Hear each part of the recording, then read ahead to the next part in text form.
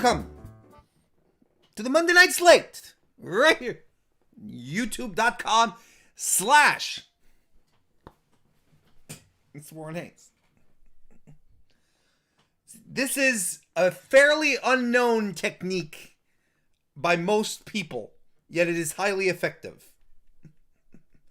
Because, you see, when you're in a combat situation, right, most people will expect you to, jab or, pull out some, karate chops, But if you come at them like this, they're like, what the fuck are you doing, And then they kick you, they come around and they kick you, but then you can just do this and block the kick. That's if the kick is coming in from the left. If the kick is coming in from the right, you go like this. And you go back doing this. And then stop! And then you're like, I'm on the list, man. Just let me in the club. May or may not be part of an actual real story. Cannot confirm. Hope everyone is having a wonderful start to their week. It is Monday. That means it is Monday Night Raw, the first weekly offering of professional wrestling from multi-billion-dollar conglomerate. It's not a conglomerate, but media company, World Wrestling Entertainment. And we are going to be talking about it this evening. We're going to be chatting here live. We talk here live all the time. This isn't new. Talk live every Thursday night when I do the MrWarrenHayes show. Thursday night, 9 p.m. Eastern. If you can join us for that, that's cool because it's a good time. If you can't, that's fine too. Then you can end up coming in and watching the slate. And it's a whole other mood. It's a whole other beat. It's still me though. I mean, if you can't stomach me on Thursdays, you probably won't be able to deal with me on Mondays, Wednesdays, and Fridays as well, which is when I do the slates every night, 3 times a week. Just this pre-show so that we can get excited or not in regards to what's happening in professional wrestling. It's sometimes it can be rough, especially on Mondays. But despite it all, look at who's here. We've got people here live in the chat. We got Imran Abbasi. Good to see you, Imran. Tim Traver. How you doing, man? We've got Spencer Love of Love Wrestling. Hello.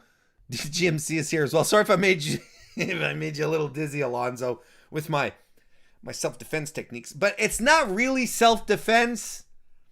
I don't believe in self-defense. I believe in attack. In outward attacks. That's what I believe in. I think the best form of protection is to destroy your opponent. That's probably why I never was really good at karate and self-defense, and they kept kicking me out of dojos. Again, may or may not be related to a story, may or may not be related to the same story in regards to the thing with the bouncer. Hey, Wrestling Plug Inc. Pluggo, welcome to the chat. And look at this, Conrad just jumped in. How you doing, Conrad? Good to see you and welcome. Slim Pickens from our friends and family over at World Wrestling Entertainment. We've got not much on the plate as far as announcements go. First of all, maybe it's worth me, before we go on, congratulating the Tampa Bay Buckaroos and their star quarterback Tim Brody for winning the Super Bowl yesterday. The biggest news to come out of the Super Bowl yesterday, of course, is the fact that a former WWE champion scored a touchdown during the game, and this is the first time in the history of everything that a former WWE champion performed a touchdown during a National Football League show, specifically the Superb Bowl. Of course, I'm talking about, or he scored 2. He did it twice because why not do it twice? Doing it twice, it's twice as nice. Rob Gronkowski, congratulations to former WWE 24/7 champion Rob Gronkowski, who did not want to fly off a balcony, dared a 76-year-old man to do it, which he did, but too much of a pussy to fall off of a balcony onto a crash pad, but not too much of a pussy to score 2 touchdowns during the Superb Bowl. Congratulations to our 24/7 champion of all time, the greatest one of all. Like, I think he's the GOAT at this point as far as 24/7 champions go. Let's have a serious discussion here. I'm pulling up the list. We're going to have ourselves a serious discussion as to who the GOAT is, the 24/7 champion GOAT. Champion list. Okay, let's pull this up here. List of 24/7 champions. Now, I think that, by default, everyone will go like, well, it's R-Truth, because R-Truth has had 7 million title reigns. So that's one thing. But, I don't think anyone outside of Gronkowski has performed on the main stage like that. Unless maybe you consider the Revival, the Revival, not Scott Dawson or Cash Daxwood or Cash Wilder, Rax Harshwiz. The Revival are 24/7 champions. The Revival, they can be up there in the GOAT discussion because after winning the 24/7 title, the Moon was their oyster. They went off to win the AEW Tag Team Championships before the Young Bucks did. So, that's something. Mayor Glenn Jacobs is also probably up there in the GOATs, right? As far as 24/7 champions go. He's the mayor of a town, and he got elected. This is what I heard. He got elected off of the strength of his 24/7 run. I mean, that's a big deal there. Evan Wright, how you doing? Welcome to the chat. Essentially, you end up having Glenn Jacobs, who off of his illustrious run as 24/7 champion, gets elected as mayor. I think that's a big deal. And of course, we're talking about Gronkowski, but Doug Flutie is also a 24/7 champion, also a professional football player, played in the CFL, played in the NFL, successfully on top of that, played for the Buffalo Bills, the San Diego Chargers. But here's the thing. Here's the one thing that I think keeps Flutie from becoming the absolute GOAT, and it's that Gronkowski is a reverse Doug Flutie.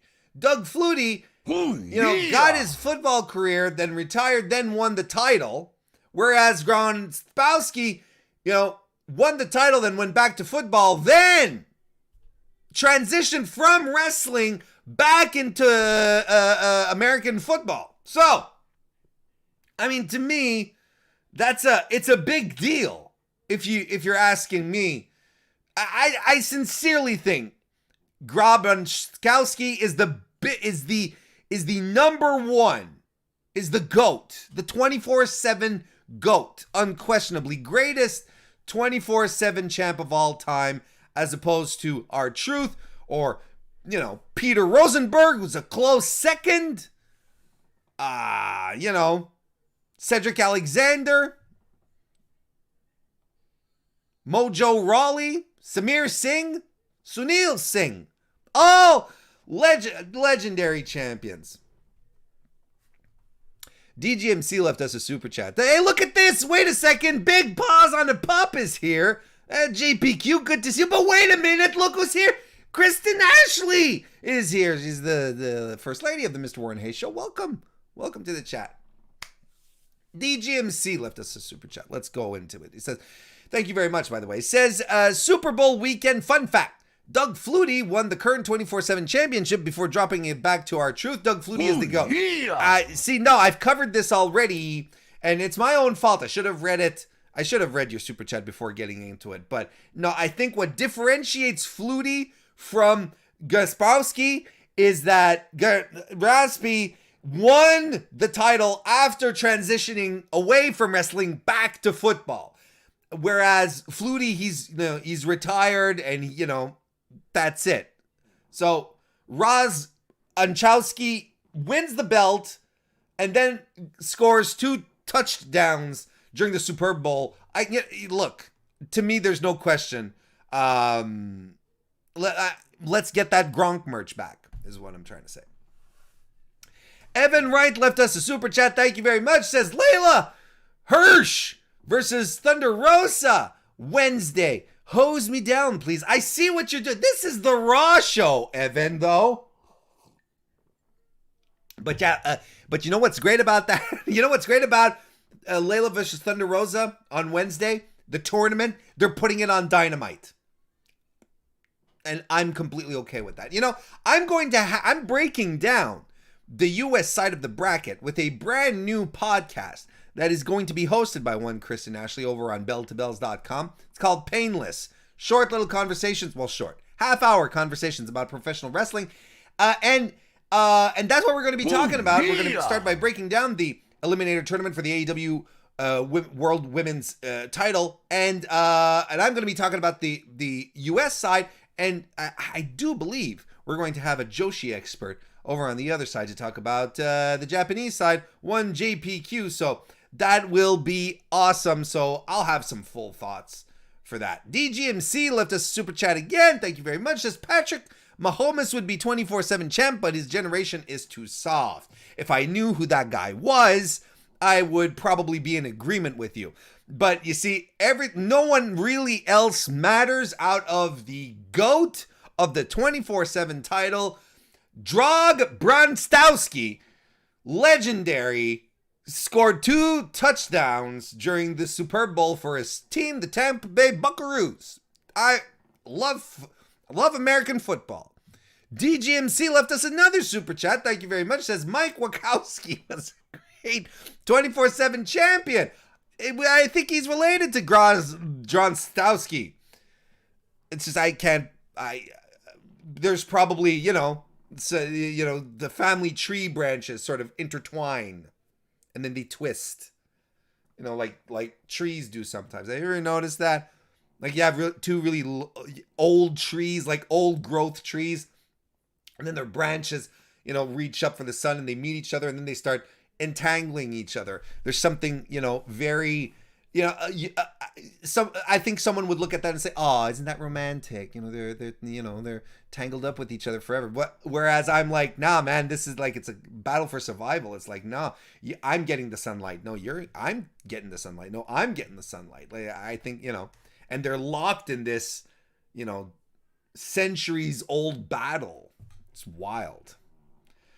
DGMC left us you left us that super chat already. Justin Firestein, good to see you. Welcome to the chat. Let's see. Well, let's talk about Raw. We got 3 things on the docket tonight. And why don't we head on over? Here, let me just give the old WWE Twitter account a refresh here. Nope. Nothing new. So here's we have one preview element per hour here. Of course, the one that was announced earlier this weekend and that was received by the community who watches wrestling, who watches WWE Raw. It was received with a loud and in unison groan. Drew McIntyre will be facing Randy Orton tonight. Why, you ask? Well, don't worry, because WWE.com on their preview page makes sure that they explain it to you why this is happening. So here's the preview. Unfortunately, this is not credited to an author. It's weird sometimes how that works. Like, there's no author for this one. Oh no, there is. It's our boy Michael Burdick, who was back on the scene. The Vipers' past transgressions, have been catching up with him in recent weeks, and the WWE champion comes knocking again Monday night. Drew McIntyre and Randy Orton are set to reignite their rivalry with a rematch on Raw. The Legend Killer looked to end his back and forth with longtime foe Edge last week, but a demonic Alexa Bliss haunted Orton and helped the Rated R Superstar up and set this Rated R Superstar up for the win. The King of Claymore Country has mounting issues of his own, with Edge's open WrestleMania challenge looming over the title picture and a crushing brogue kick from his old friend Sheamus cutting off a trusted ally. What chaos will await? You know. This is a non-title match, by the way. It's not for the title, so that's fresh. I don't know why we're going back to this. Well, there is, like, outside of just saying to yourself, there's no reason. Is this really all you could do? Is this really all you could do for Drew and Randy? Is that all? For either guy? Because there's nothing compelling in this. There's nothing exciting. This is just, it is the precise reason why people are not excited and are tuning out. And we go, WWE, God damn it, give us something. This ain't it. Why are we seeing this match again? We spent the latter part of 2020 involved in this, and that being said, we got a couple of very good matches out of it. But I don't know why this needs to be revisited. I really don't. I mean, it's not as if they actually interfered on each other. And like the description says, Orton just wanted to have his business done with Edge last week, and instead, Alexa Bliss drooled on herself. And that was enough to be distracted. Now, on the other hand, Drew had got into a thing with Sheamus because they just pulled the trigger on that one. And now he's in a feud with Sheamus, but we're going to put both of these guys in a match tonight. And can you say overbooked?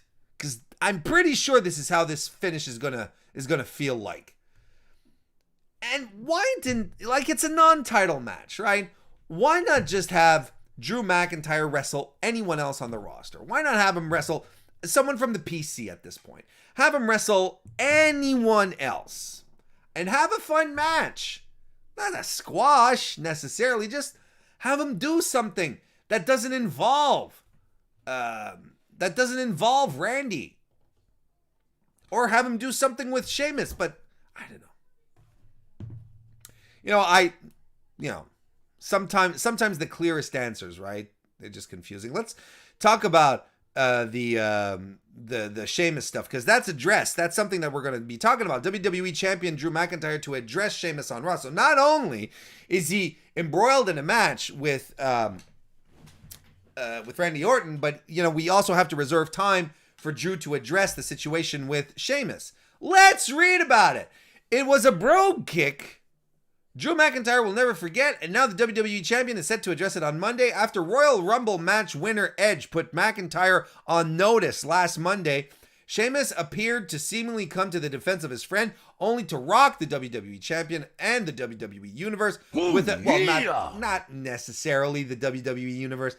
A bunch of us saw this one coming, if we're being frank. We're not really stunned, or not really surprised. You know what I'm saying?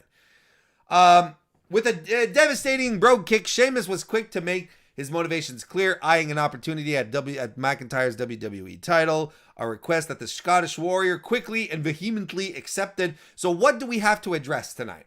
What do we have to address? This is what I want to know. Because Sheamus did the brogue kick. He kicked the tar out of Drew McIntyre's mouth, and he challenged Drew McIntyre. Drew McIntyre said yes. What else is there to address? Let's just go for it. This is probably going to be the segment that's going to open the show, and Sheamus is going to be like is going to come and have a little witty repartee with Drew, and that's probably it. But I don't feel like this needs to be addressed by the champion. The champion has done his job.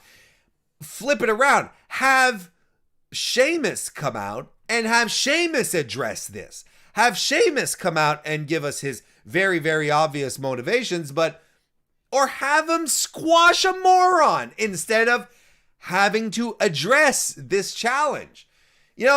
One of the things that surprised me most about 2020 in WWE was me sitting around saying, man, Sheamus is really, really good. Sheamus he's doing some of the best work in the company this year. He really was. And I consider that this trend is going to continue.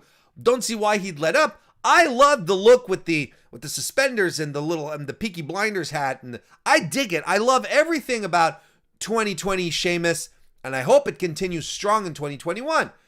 But the point that I'm trying to make here is that we don't need the champion to address something that, as a champion, has already been addressed last week, where he's like, yes, Sheamus, I accept your challenge. We are going to fight for my belt.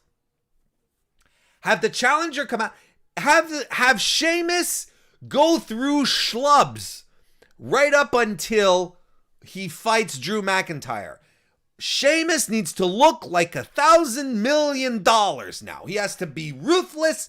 He has to. We need to see signs of heel Sheamus back, not just coming to the ring and having some witty back and forth. It ultimately doesn't help anyone. It would help if it was sporadic, if it happened once in a while, if WWE peppered it throughout its programming instead of just grabbing it and rolling it over and over in some kind of weird brine. That you think, hey, this is going to be delicious, but in reality, it's not, it's not that good kind of brine. It's a brine that's composed of, I don't know, celeries and shit. I was really trying.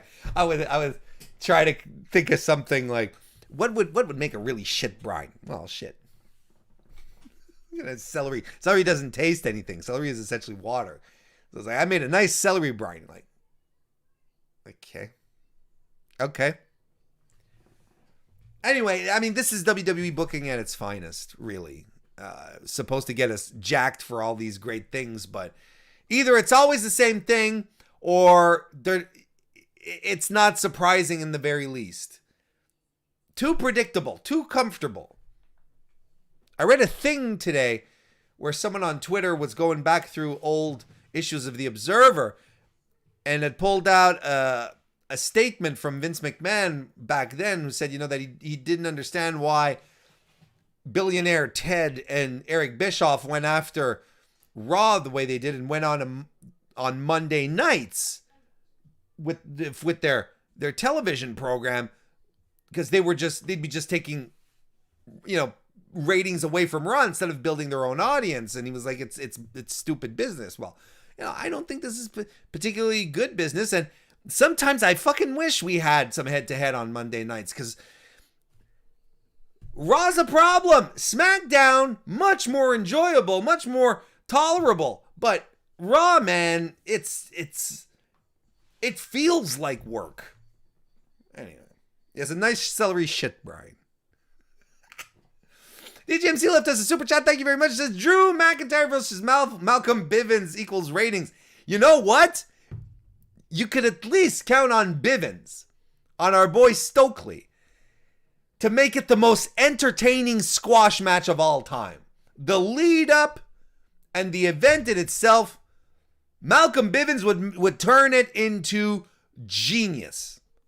He would turn that celery shit brine into apple juice. Considering you like apple juice or whatever beverage of choice that you have. Could be grape juice, could be watermelon juice, could be mango juice, orange juice. Could be something a little stronger if you want, as long as you respect the age of buying alcohol. Oh boy, this show has broken my brain tonight. And the other great announcement that we have, there's the other preview. Charlotte Flair and Lacey Evans will come face to face on Raw. The budding entanglement. And I think entanglement here is, I think they're referencing Will Smith here. But I don't think it's used in the right context. But hey, the budding entanglement between Lacey Evans and Ric Flair has been a thorn in the side of Charlotte Flair. The time for games is over Monday night as Charlotte and Lacey will meet face to face Monday night on Raw. How is it over? It's not a match. They're having a face to face. They're gonna cut promos on each other. It can be over. If this is over, if this is where WWE says, hey, the feud is done, after both of them are like, I love my dad. I love your dad too. I love my dad more. I love your dad more. And if that's it, well, it's disappointing.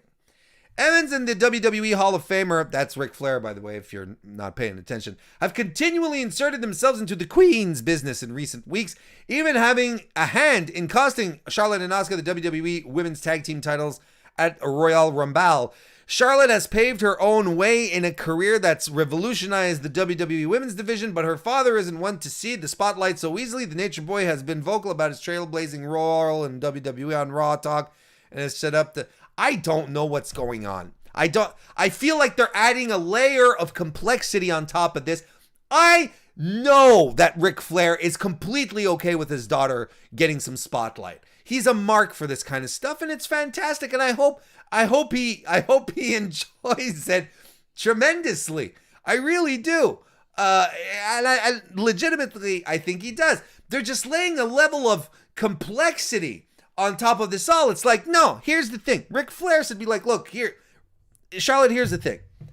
Lacey is your new mom, and she's kind of mad at you because you keep beating her in matches, so I decided I'd help her out. That should be the thing, because this is what it is. Lacey Evans is fucking Ric Flair. That's the thing. That's the story. But no, Rick was on Raw Talk, and he was talking about, I was a trailblazer. Charlotte always says she's a trailblazer, but I was a trailblazer before her. Like, fuck you, man. Apples and oranges. First of all, you were a trailblazer way before anything you did in WWF. My God, man. Let's break the mold a little bit, but of course I get it. It's WWE discourse. And Charlotte was a trailblazer for the women who had never had the chance to get there. So it's apples and oranges. It doesn't even make sense. It's dumb. And it's like I said, it's like a layer of celery shit brine that we didn't need on top of this feud. Now, look at the announcements we have tonight. We have Raw is promoting 2 promos and 1 match. But people are going to come back with their lateral eyeballs, and they're going to come back and watch the show. We haven't lost any ratings, really. They're just the lateral eyeballs have shifted, and they're going to shift back here. How do you promote a wrestling show? How do you promote a wrestling show if you don't put wrestling matches on it? It blows my mind. So that's Raw tonight. That's what we got simmering here. Thank you very much for joining. Hey, if you want to continue all this discussion, join the Mr. Warren Hayes Discord. The link is in the description. Yes, as Kristen Ashley pointed out, I was laughing at some pictures she sent me. I was doing the live. They were very good. She should put them on her Twitter. Follow Kristen at twitter.com/KristenAshley. And everyone, have a great evening. I'll be back on Wednesday for the Wednesday night slate. See you there. Bye-bye. Thank you for coming.